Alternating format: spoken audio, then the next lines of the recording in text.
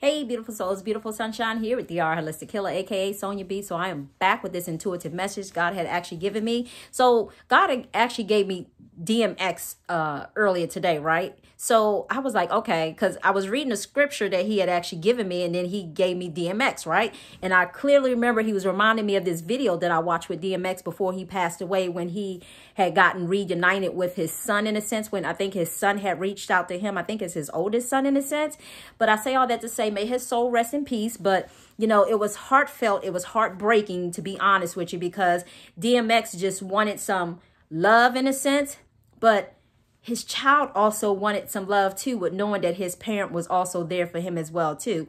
So I say all that to say, what I'm hearing is you have to realize, like, if you're the adult, may his soul rest in peace. You know, he had a lot of things that he had to deal with, you know, a lot of traumatic experiences, you know, and, you know, with just battling the traumatic experience he had dealt with as a teenager with the person, you know, as he referred to the one who had introduced him to drugs and so on and so on. You know, my heart goes out to him. You know, DMX was a great artist, should I say, and I love some of his music in a sense. So anyway, I say all that to say, may his soul rest in peace, and may his family find comfort. But at that, I'm hearing spirit say, don't let a day go past that you are not reaching out to your kids. Because what I saw in that video was DMX, he wasn't wrong, okay? And neither was his son wrong. Neither one was nor wrong or right. But you have to realize, if you've been on this earth way longer than a child has, I understand that God has poured his wisdom out into even the smallest child, okay? So what I'm saying is, if you're older, it's almost like you should be the one that's initiating, in a sense, especially if the other individual has not done anything wrong. So thank you, Spirit. What I'm hearing is, if you are the one who had necessarily initiated something and caused an effect for something to happen, you are the one who should be doing the reaching, in a sense, because it's like, you know, in whatever shape or form that it may have been. So let's just say that if it was an instance of, let's just say that a father and a child, whether it be a father and a daughter or a father and a son, it doesn't matter, okay? But the thing is, we're using like DMX as an example because that's what God gave me earlier. So I say all that to say, like, DMX's son must have stayed away, okay? Because I guess he felt like his dad, you know, if his dad really cared about him, he would reach out to him, okay? So sometimes I'm hearing spirit say, sometimes when you think that you're reaching out to somebody, if you're not reaching out with an open heart and you're not reaching out to really listen to what a person is saying, and you're reaching out because you're still in your learned behavior of doing things the old way, or doing things in a way, shape, or form that you were taught, or doing things in a way, shape, or form that maybe your father may have taught you, or whether maybe your mother had taught you, in a sense, but doing things from a natural point of view, meaning like, okay, if I cause, because I'm hearing spirit say you have to see your part in the situation, in a sense. You can't expect somebody to reach out to you, to console you, to comfort you, in a sense, when they're the kid and they need the consoling, in a sense, okay? So I say all that to say, if you're the older one, you should be the one doing the reaching, especially if you are the one who caused the, you know, there's something called cause and effect. If you cause a situation to be out of balance, well, you know, you got to kind of fix that situation and put it back in balance, in a sense, and not expect somebody else to reach out to you, in a sense, for whatever shape or form that it may came in. So I say all that to say that their situation was a sad situation, because, you know, they both expressed how they felt, in a sense. And I understood his son's point of view, you know, because I love kids. And I'm not saying that DMX was wrong, but I think his perception of how he was looking at things was coming from a point. Okay, thank you, Spirit. The way I'm seeing it was DMX was looking at things from a perspective of him being 14 again himself. So therefore, if he wanted, it's almost like he was looking for his son, because his son was probably the wise one. Okay, he seemed like he was very wise, you know, his son seemed like he was very wise, in a sense. But I say all that to say, because he was the wise one, it's almost like his son was looking for him to be his confidant, in a sense, when it should be the other way around, okay? Because God gives us children for us to take care of them, to protect them, and to watch over them. That's our God-given duties. And when we're not doing that, it's almost like you can fail your kids, in a sense, and not realizing that either one or two things are happening. Patterns are being repeated, and not only the patterns get repeated, but, you know, the whole concept of this spiritual journey is to basically break any molds, any habits, any patterns from family generational traumas. Okay, so whether it be a pattern that you may have picked up from your dad or from your mom, and just keeping it going, you just want to make sure that your kids, you just want to show up differently for your kids in a sense. And I find it funny that God had actually gave me DMX earlier, but he's given me these two different scriptures talking about children when it's close to Father's Day weekend. So anyway, the scripture was Proverbs 23:24. It says, the father of a righteous child has great joy. Okay. So if your child has not given you any grief or any harm, or has given you a hard time in life, you should count that as a blessing in a sense. Okay. And it says, a man whom fathers a wise son rejoices in him. Okay. So we should be rejoicing in our kids, especially if they have walked that path. It's almost, I'm hearing Spirit say, like giving them kudos, letting them know, I appreciate you, because it could have just been totally opposite in a sense. Okay. And then I have one other scripture. Hold on. And today's scripture God had given me, it says Psalms 103:13. And it says, as a father has compassion on his children. Okay.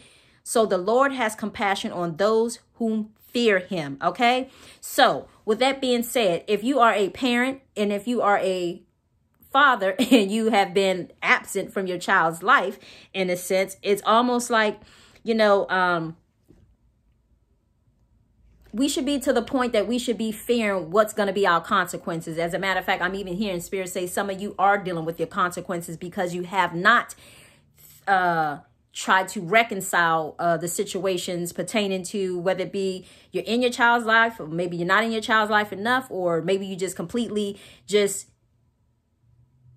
pulled yourself out of the situation thinking that because your child is supposed to chase you in a sense. And this is not about ego base is what I'm hearing Spirit say. It's not about being an ego. It's about, realizing that there's something called cause and effect. When you cause something, it affects somebody. Okay. When you cause a situation to whatever way, shape or form that it may come in, whether it was somebody speaking to somebody ill will, whether it be somebody, dismissing somebody, or because sometimes I'm hearing Spirit say sometimes parent has a habit of saying stuff like, I brought you in this world, I'll take you out. No, that's not how it works. God allowed you to come into this world and God has the power to take you out in a sense. But we got to get out of that old mindset and unlearn what we have learned, because basically God is saying in so many words that, thank you, Spirit. I just heard there's a scripture called train up a child in the way that they should go, so when they're older, they won't depart from it. Okay. And as a matter of fact, I used to use it as my business slogan as when I was doing childcare in the home. Right.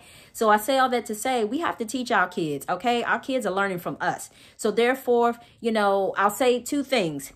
There are things that I saw like with myself, with my family growing up, and I chose to do just the opposite. So everybody has a choice. You can either repeat cycles or you can keep cycles going. It's totally up to you. But just know and understand that when you keep cycles going, you keep yourself caught up in this loop, and you keep yourself, you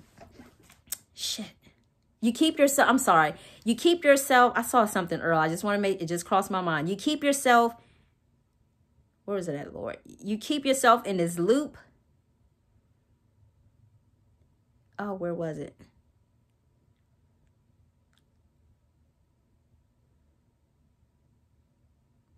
Okay.